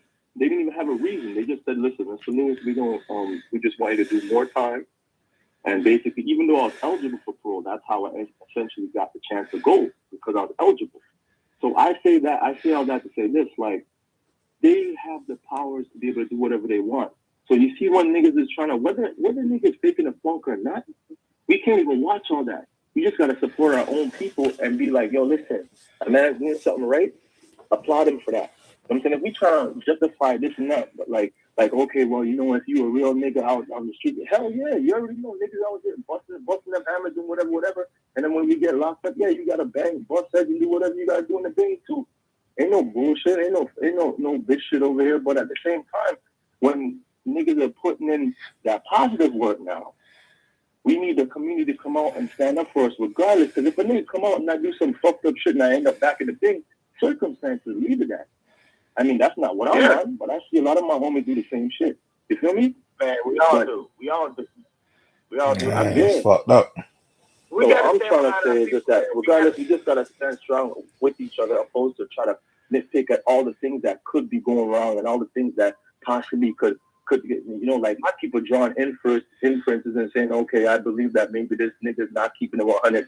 Like, bro, listen, niggas, everybody deserves a shot, bro. To me, it don't be about it. All right, so like, it don't be about niggas trying to keep it 100. It don't be about niggas this hard. Like, I believe every nigga, like you said, we get fucked over in the system. Period. Yeah, man, we get fucked over regardless on the street. We get fucked over regardless. The system. So, like you said, the unfortunate thing is we was actually I talk about the street and the system and shit like that. But the unfortunate thing is, when you in the system, man, you really don't get treated fair no matter what. It don't fucking matter. No, you know, exactly. Even if you got a little bit of melanin in your skin, you can have a it ain't built for us, bro. my homie, this nigga went to prison, man, and like I said, he a G, he stand on his shit, so he been stopped having to goddamn probably stand up for his shit. He been stopped having to, check niggas or go through shit like that. So he been going through them long stints like that, years and years and years of not getting in trouble, not doing shit, not getting in trouble, not doing shit. And the system still be like, oh, nigga, but you still a threat to society, or you still a threat to this, and they still decide they want to give him time. And because we as a community don't fuck around and say, yo, this nigga been in jail this long, he ain't even hurt no, he ain't even, why the fuck ain't nobody standing up for these people? Because when they go behind the wall, we are a selfish community. We are a selfish people. We talk all this shit. It's just like with this radio show I do, right? I do this independent show right here. We do talk shows during the first part of the week. We do music in the later part, and we do a verse. And the verses, the whole theme of the verses to me is everybody sit around and talk about, yeah, my nigga, you rap, you straight, I got your back, blah, blah, blah. And then I said, well, tell the niggas to call in and vote for you. All you need is vote. It ain't like 3 judges that vote on the song. Whoever got the most support wins. You know what I'm saying? So you got niggas who hang out with 20, 30 niggas a day and couldn't get one motherfucker to call in. It's like, niggas, we don't support each other because no one wants to see anybody else do something. You know what I'm saying? Like, to me, I'm all for, like, I don't give a shit for gangsters. Whether you wasn't gangster when you went to prison, whether you wasn't gangster in prison, I don't give a fuck if you was the niggas, a bottom bitch, whatever. Everybody deserves to be fair. If you did shit to go to prison and you in prison and you doing what you're supposed to do, which is supposedly be rehabilitated, but how the fuck you gonna be rehabilitated when niggas is treating you like animals? You know what I'm saying? Like, they don't, you put a nigga in a system and in a goddamn situation where it's a bunch of animals and you expect a nigga to come out of that cage sane? That's insane. Brother, I'm gonna tell you something. Like,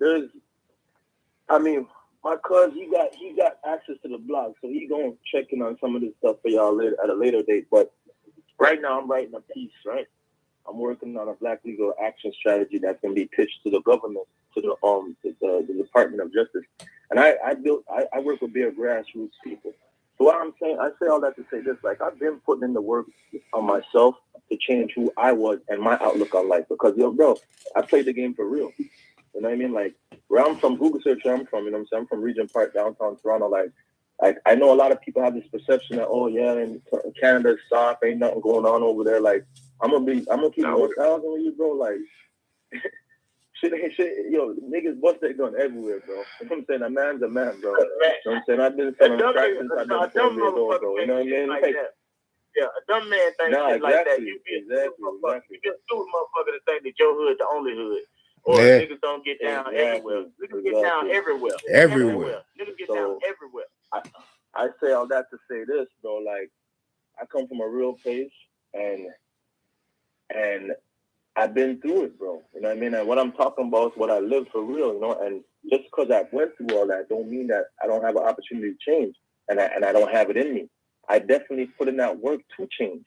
You know what I'm saying? Like, I still got niggas tied up in the streets. I still got niggas that's involved in all that. But I made a conscious effort and a conscious decision not to fuck with niggas like that. It's not that they ain't my niggas. It's just that where their life is going, that's not where I'm headed. And I just want to build up my community opposed to destroy it, bro. Because essentially what I was doing when I was out there fucking selling work every day, you know what I'm saying, walking with that thing on my waist every day like it was a part of my you know what I mean? Like, I put on my belt, I had that thing on me. You know what I mean? It's a part of my outfit, right? So it's like, at the end of the day, like, what I'm trying to go with my life right now, it's completely different. And I really put that work in. I started working with a lot of grassroots organizations. I started working with youth organizations, and I built up my credibility. I mean, so I'm saying all this is because I built my credibility and showed and proved while I was locked up. And still then, they didn't give a shit. I organized events for people to come into the prison, do all kind of things. I was going to church every Monday. You know what I'm saying? Doing the most. And it's not, I put that out there because it's a part of the whole process of showing them that I have changed. You know what I'm saying? Not that I was a born again person and all that kind of stuff. Yeah, I know. I think they don't want to see it. Going back to what you were saying earlier. Because you were saying something about that earlier. It's like, you can't be, you know what I'm saying, being an OG. And I felt you when you said that because a lot of niggas look up to me as that nigga from my hood, right? And at the end of the day, and that's a whole other story too, because the reason why they're looking up to me, that's a bunch of foolishness. You know what I'm saying? Because a nigga that got more, all them bodies, all that kind of shit don't mean nothing. So what? You killed your own brother? The next man that look like you, that make you somebody? I mean, for me, bro, I realized how, how lost we were as people, as I look back now, right? So check this out. Check this out. Right fast. I just want to take a minute to say that if all the shit you say, if all that shit, is official, I want to salute what you do as a king. I want to salute that you was able to mature through whatever this process, because I think everything is a process. We got to live the journey in order to get to the destination. I'm not religious at all. So when I say all this shit, I ain't talking about no kind of religious way. I'm saying that the journey that you went through may have been rough, but it take you to the destination, which is coming up, or you can see ahead, so you see different. And that's why you say, like, the shit that made you an OG to the niggas who you say you feel like it's bullshit now. But when you was doing it, it was part of your journey. It was fact. It was just who you was. It was developing who. If you'd have never been that OG, you'd have never lifestyle, bro. It was just a lifestyle. You know what I mean? Like, that's how we was getting how we live, bro. Yeah, man. It's unfair.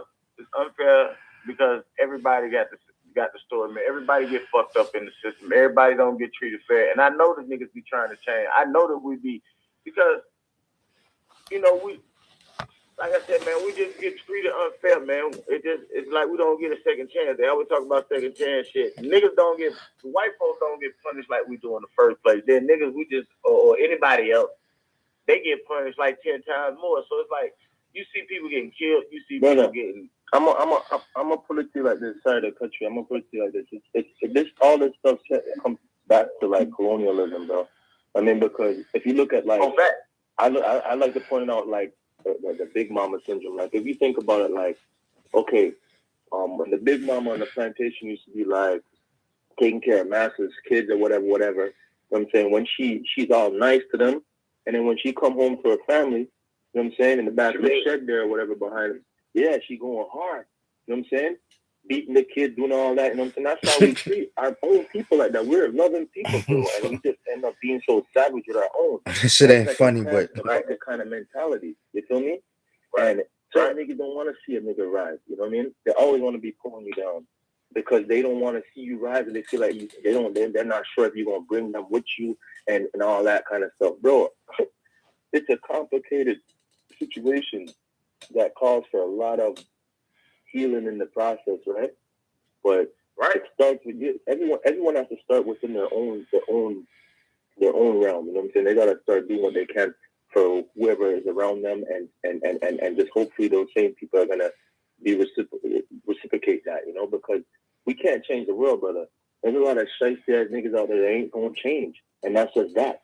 You feel me? Mm-hmm. But we can't harp on that. We got to focus on what we could do and build as a community with those that want to build with us. You know what I'm saying? Because all that worrying about, oh man, this nigga don't want to see me rise, all that, I don't want to see. Bro, that ain't going. You're just thinking about the nigga. We need to stop thinking about the I tell people all the time, yo, you can't change what another man do. You can't change what another person think, man. You got to work on you and you alone, because if you focus on yourself and you make your changes in yourself, everything around you going to change regardless, because the energy going to pull different. You're going to get different shit anyway. You know what I'm saying? You can't worry about what the next man got. You can't worry about the next man got. You can't worry about having more than the next man. See, and look, like you said, just one of the avenues I do is like with this radio show. Again, with the radio show, I fuck around and created this Masculine Monday. Me and Black get on here, and I was like, yo, I want to create a show that creates an avenue, because I got shows for the hood, I got shows for the music, I got shows for straight talk where people could talk shit about any and everything. But I want to have a masculine show for men. For shit like this, for building on the radio. Yeah, for men to talk about shit, to have disagreements, come to understandings, to build with each other, to give information, to give advice, to give wisdom to each other, to build each other up. Because as men, we don't give each other flowers. We're too busy, as you say, in competition. We're too busy trying to take each other out. We're too busy competing with our neighbors. We don't build each other up. You know what I'm saying? So, like, that's why I call the show masculine, because I want it to be understood that this is masculine Monday. It's about being a man. It's about understanding that, yo, you don't got all the answers. The smartest thing a man could know is that he don't know shit. You know what I'm saying? Because that allows you to bring in and to learn. The moment you think you know everything, you pretty much cut it off. You stop listening. You know what I'm saying? You can't learn nothing. You know what I'm saying?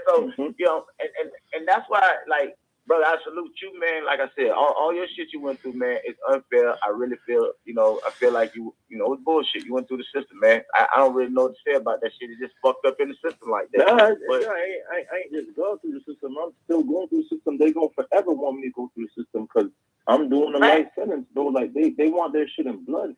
Like, this ain't no, like, and they taking it in blood because I'm a dollar sign to them. Like, this system is built off of our backs, bro, and look, man, it's all about money. They want me to pay them until I'm dead. That's what the life sentence is about. They want me to be on parole for the rest of my life, but I got something else planned for them. You feel me? So, at the end of the day, all I'm saying, we just gotta figure out ways that we could build. I'm doing my part. You know what I'm saying? Everybody that like, when I look back, I'm saying I only harm people that look like me, bro. You know what I mean? At the end of the day. So I'm just thinking about ways that I can build people that look like me now. You know what I'm saying? So look, that's what we do is, look, I respect what you do, man. I think that is good, man. So, like, every now and then when you got some new shit or you got some shit going on, you reach out. Because my people who tune into my show, they can listen to the shit you got going on. And, like, I want to build. I want a network. You got to build a team. You know what I'm saying? Can't nobody do shit by themselves. That's the problem with us now. We all trying to be the best. We all trying to be better than the other person. We all in competition.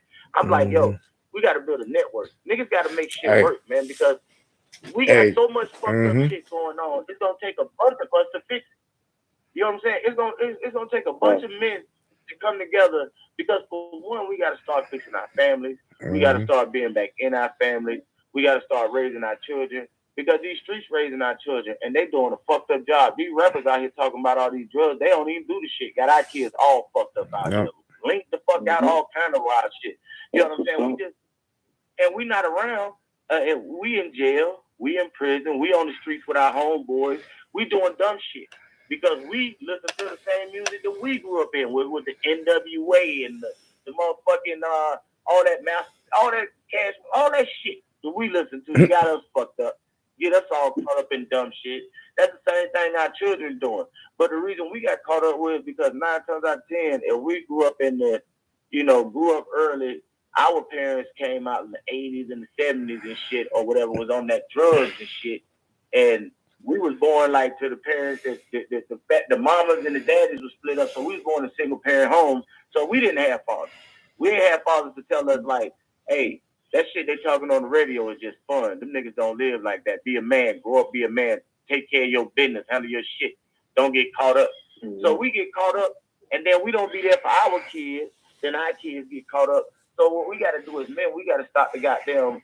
See, and look, when I say this shit, just because we go to prison, just because we go to jail, that, like you said, that don't mean that we ain't no good no more. Once we come out, or once we get right, or once we get our mind right, whatever it takes to get your mind right, we got to start fucking around and reaching. One of my homies, he said something too. He's from Miami too, but he lives over here. Right now, he's in Haiti, but we speak together at universities and stuff like that. And he always says, broken crayons can still color, right? So at the end of the day, like, all those that want to pass judgment and say this and say that, and judge all kind of people, let them cast the first stone. Whoever don't sin, right? Because I know that these motherfuckers don't be living in no glass house. Like, at the end of the day, man, like, I just believe in change because I've put in the work to change, so I know it's possible, right? It's just that you have to have the drive, the support, and the discipline, though. And at the end of the day, like, those are key elements to level up. And sometimes you got to take yourself out of the environment that you used to be in, a toxic environment at that, in order for you to thrive. I just moved to Utah, bro. I just left and went to Utah. And like when I was in, I used to be in, I'm from Atlanta. So when I moved from Atlanta, I was doing a lot of shit down in Atlanta. And I moved from Atlanta because I had to do just that. And when like all the moves I made, most of them, it'd be like, it's just time to go. In order to make the changes, like in process in life, you go through stages. So like I'm in my 40s now. So I was like, if my process is, I was like, I got to get the fuck up out of here. You got to make these changes. In order to make these changes, I got to take myself out my comfort zone so that I could, you know, get focused and make shit happen. I got to fuck around and get out of where I know. I got to get out of hostile environments, comfortable environments. I got to change my environment to make the change that I want. You understand what I'm saying? So I understand what you're saying. Like, you got to do that shit sometimes. Like I want to say something else to you, too. A lot of one of the biggest problems that we have is we are our own downfalls, bro, because I'll put it to you like this, like our so-called codes and ethics and our so-called morals, yeah, some of them would stand up and makes us who we are. And I could never like not the hustle and not the game, because that the game made me, the hood made me, right? At the end of the day, though, we are our own worst enemies. And I say that to say this, like we'll see bad things happening to our own people. Like I'll give you an example. I used to sell dope to one of my homies, and he was selling dope to his own mom, who was pregnant with his little sister. And when I sat back and watched that, I'd be like, yo, my nigga, you lost. You know what I'm saying? And I had to stop fucking with him, because I'm like, yo, you're destroying your own family, bro. And his thought process behind this was, oh, yo, if I don't sell to her, somebody else gonna sell to her. So what the fuck? I might as well make the money off of it. At least I know I'm giving her a good dope. You understand what I'm trying to say to you? Like, so niggas we lost. When I was younger, I was in my 20s, I said literally that exact shit. I sold dope to my mama, my aunt, all the motherfuckers. And they used to be like, my mama talked that shit to me, told me, hell, well, if you don't give it to me, I'm getting it from somewhere else. It made a lot of sense to me, and I did the same shit because I thought like they thought. You know what I'm saying? I was young and dumb. As I got older, I realized, you know what I'm saying, that I was the problem. You know, like I said, I stopped blaming everybody else. You know what I'm saying? I stopped saying it was my mama's fault I did it. I stopped saying it was the streets. I stopped saying it was my situation. I started looking at me. I had to start building. Like I went through baby mamas and shit like that, all that shit. But I had to start looking at me and focus on me. And as a man, I had to start building myself as a man, because I had to realize, like I said, I had to expect people to be who they are, and I had to start building me to be who I wanted me to be. You know what I'm saying? So like I wanted to change, so I had to start changing, because I got boys and I got a daughter. So for my daughters need to see what a man looks like by the way I treat my wife. You know, by the way I treat my woman, just let them know how they need to be treated. And for my sons need to know what a man looks like. So I had to do shit. I'm at football games, I coach, I do all that shit. You know what I'm saying? Because, you know, I didn't have a man to do none of that shit with me and mine. So I'm trying to be the change. So I show examples. I set examples. I don't just talk this shit. I be out here doing this shit. Let me give you another example. Because when I was in the thing, one of the things I used to always do, I write. I used to write music back in the days, you know what I'm saying, like poetry and rhymes and all that, you know what I'm saying? Like I grew up listening to a lot of East Coast shit, like, you know, a lot of like Locks and, you know what I mean, Fab and, you know what I mean, all that kind of East Coast stuff, you know? So that was my time. But the thing is that I end up utilizing the same skills that I use into writing rhymes and all that kind of stuff into writing stuff like grievances and writs to take these people to court that was treating me unfairly. You feel me? And it cost me a lot of problems. But that's kind of part of the reason behind why I couldn't even get out, because they looked at me as combative, like as if, okay, this nigga, he ain't trying to conform to what we're trying to tell him to do. He ain't trying to be a part of the status quo. He's trying to do his own thing. He's trying to rebel against what we putting out there. So, long story short, I've been in the activism world for a while now, bro.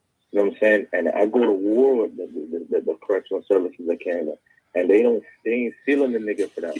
And one of the problems I always remember niggas saying in the thing, they'd be like, yo, bro, like, yo, why you always writing grievances? Why you writing complaints? Bro, you taking them to court? And sometimes I had to punch a nigga out because nigga be talking loose, like, oh, that's like close to some rat shit, like you know what I'm saying? You telling on people. I'm like, telling on who? The same niggas that's trying to fuck, that's beating the shit out of y'all niggas? You know what I'm saying? That's the niggas I'm talking about. What are you talking about telling? You know what I'm saying? So sometimes I end up having to take it to niggas just because they be talking stupid. You know what I mean? If I'm here trying to fight for our rights and our freedoms by using the same judicial system that they use against us, then the niggas be acting stupid. Then I find myself banging niggas off for shit like that. So I'm like, yo, this is kind of productive. I gotta stop fucking with niggas, period. You know what I'm saying? So Yeah. that's why Because you can't expect that niggas we to are be our you. own worst enemies, bro. You know what I mean? Right, we are. You can't expect niggas to be you. I tell people that, yo, you can't expect. Like, if you're doing some righteous shit, you can't be like, well, I'm doing this shit for us. Y'all should be standing up behind me instead of going against me. But you can't expect that because once you expect something, you set yourself up for a letdown. You got to do the shit for you and just not expect them niggas. I expect them niggas to be them niggas, yo. Cause like you said, we get caught up on these so-called street principles and street rules and the street code and all that shit. That street code shit is why most of us like to fuck up now. And then the same code is true that niggas break. These niggas don't even live by it. These niggas snitch and rat. Exactly. Like you expect you talk all that real shit. Yeah, it'd be folding like crazy. They're acting all hard as soon as the feds come to them and say, listen, I'm going to give you a life 25. You're going to get 25 years. You're going to be away from your baby mom. You see how quick these niggas fold like some lawn chairs, bro. I done seen it. You know what I'm saying? Many a time. This was my first time being on a first degree. I was on a first degree murder charge and a conspiracy to commit murder in 2007. I got home Christmas Eve 2008. You know what I'm saying? And then I was on bail for organized crime and some living off their bail charges, all kind of crazy charges. I beat all that shit. And then in 2010, they fucking charged me with another first degree murder from 2005. You know what I'm saying? And they could have charged me with that shit back then. But what they did was they just waited. We call that over here, we call that gated. They gated me. They waited till I was done all my shit, and they just charged me with another fucking murder from way back before. And then it was a weak case, but they ended up convicting me because there's so much politics following me, right? So they just said, yo, we got to get this nigga off the streets. You feel me? Like, but anyways, I'm going to send my cousin all kind of little newspaper articles, and I'm going to send him some of my old music and all that. I'm going to make sure that you guys know who it is that you're talking to, so next time there's more context, you know what I'm saying? But, bro, there's real niggas everywhere, man, you know what I'm saying? I put in that pain over here, bro, and I had to, you know, I definitely, I'm not going to lie to you, I can't cry over spilled milk, and I ain't even mad that I got locked up, because to be quite frank with you, bro, keep it all the way to 100, I don't think if I didn't get locked up, I'd still be speeding, bro. You feel me? And I feel like that shit pump the brakes on some real shit. Like, it made me, like, really start to analyze things and look at things to a deeper level, you know, like on a deeper level, and just start reflecting and learning about me and who I am and, you know, my history, you know what I'm saying? Not his story, our history, you feel me? Like, because that's all they push in our head, his story, you know what I'm saying? So, I mean, it's just about leveling up, bro, and just building up our communities and making ourselves stronger than we were. You gotta support each other. Yesterday, you know what I'm saying? Yeah, you know what I'm saying? And that's what I'm on these days, man. I'm not even thinking, I can't even see, like, even niggas, you don't know, when you play the game at this level for so long, you know, niggas have lost lives. So I'm gonna say to you like this, I had an option to move back down to the surrounding area where I got locked up in, right? I chose not to. I came out all the way up to the French, the other, like it's like, because Montreal is a French area, right? But there's some English communities, but it's mostly French, right? Yeah, it's like adjacent to New York. The borders are connected to New York, you know what I mean? And I decided to come out this way because I'm like, yo, if I go back to where I was, it's almost like I'm taking 20 steps backwards. You know what I'm saying? Backwards, yeah. You feel me? Yeah. So I made a decision. I made a decision to move forward, and there ain't no looking back in that rearview mirror, bro. You know what I'm saying? So anything that I feel like is gonna pull me back down or put me back, have me looking in the back, I can't have that, bro. You know what I'm saying? Right. So life is too short, bro. I don't waste up too much time in my life You know what I'm saying? With all this street shit. The streets ain't love none of us, bro. Just Nope. choose us up, spits us out like some fucking Trident gum when it's lost its taste, bro. You know what I'm saying? Like, I'm not with it no more, bro. They don't fucking It's not a nigga soft. It's not a nigga not built for this shit. It's like, I'm just not with it, bro, because at the end of the day, I don't see no end into it. There's only two ways, Yo, bro. what is Like, it for? What is it for? What do you get out of it? at the end of the Like, day, you don't yeah. that street shit. Yeah. At the end It's of the fun day, when bro, I you're got young, shot man. 5 times. I've been through so much different shit, bro. Like, you know what I mean? Like, only grandma's blessings and all, you know, the people that pray for me and you know what I'm saying, all the love and just share just blessings, bro, that kept me alive. Because I don't know, bro. I done been through a hell of shit. And I'm still here, bro. So, at the end of the day, man, all I'm saying, I'm just preaching positivity to people, bro. Just trying to say, listen, we need to build up our communities and just try to do better than we were doing yesterday, bro. At the end of the day, a little bit, this is a marathon, bro. This ain't a sprint. You know what I'm saying? So, right, we could just do a little today and a little tomorrow. It's better than nothing, bro. You know what I mean? Right. We gotta start somewhere. You gotta start some fucking where. That's where I'm real at shit, with it man. right now, bro. All about support, man. What up with you? What up? Good. Yeah, man. You already know, man. Yeah, I'm Ron. over here. Yeah, I was trying to get Ron J to do another one, but Ron J cut out a minute ago. He had a call and shit. He let me know he had a call he had to take. Oh, And, damn. Well, you know, you know what, get back with man? us. Y'all just it was nice talking to the man. Them. Just, you know, I love the energy, man. I check out the show from time to time. My coach sent me the link, and I check you guys out regular, man. And just keep me posted, man. You say you gonna send music in, right? Huh? You saying you gonna send some music in, right? Yeah. The music is so it's like you gonna hear what it sound like. It's like, yo, real talk, bro. It was definitely ahead of its time. Like it's, as I said, it's on some East Coast vibe, right? But you ain't gonna be able to even say like, okay, these niggas is from Canada, you know what I'm saying? You gonna judge for yourself. You hear? All right. I'm saying, We'll put it on bumper dump. We'll put it on bumper dump. Yeah, send it in. We'll play it, so man. I'm gonna send over a CD because we have stores over here called when CDs were a thing. And say you can't find a CD for the life of you now, but we used to have this nigga been. No, you been locked up. You talking about CDs? Yeah, you feel me? Yeah, you gotta send an MP3, man. It gotta be an MP3. So we used to have this store called HMV, Sam the Record Man, and them kind of places, Sunrise Records. But I used to DJ back in the days too, you know what I'm saying? But anyways, I'm gonna send over some stuff for a cousin. You can play some shit for you guys. And anything, you guys can check my blog too, man. I haven't been writing recently. Well, for the blog, I've been writing for some other Give your blog name. platforms. Give your blog name. Put your The blog blog name. is freedomthemush.net.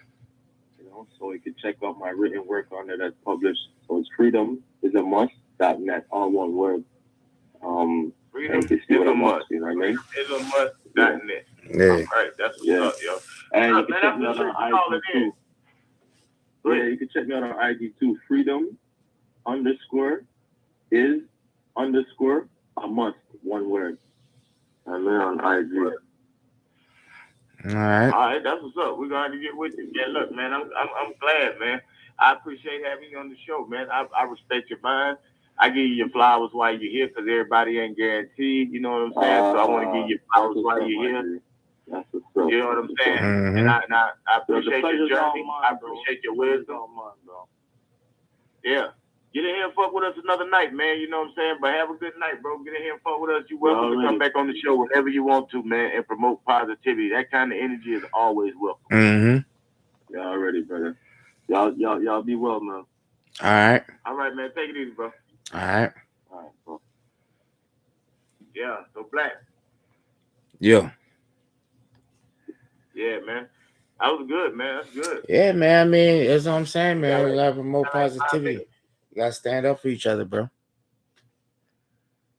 That's what we gotta do, man. All right. And that's what this shit about, man. That's why I like this shit, man. This shit just always come together like this, man. That's why I got it, man.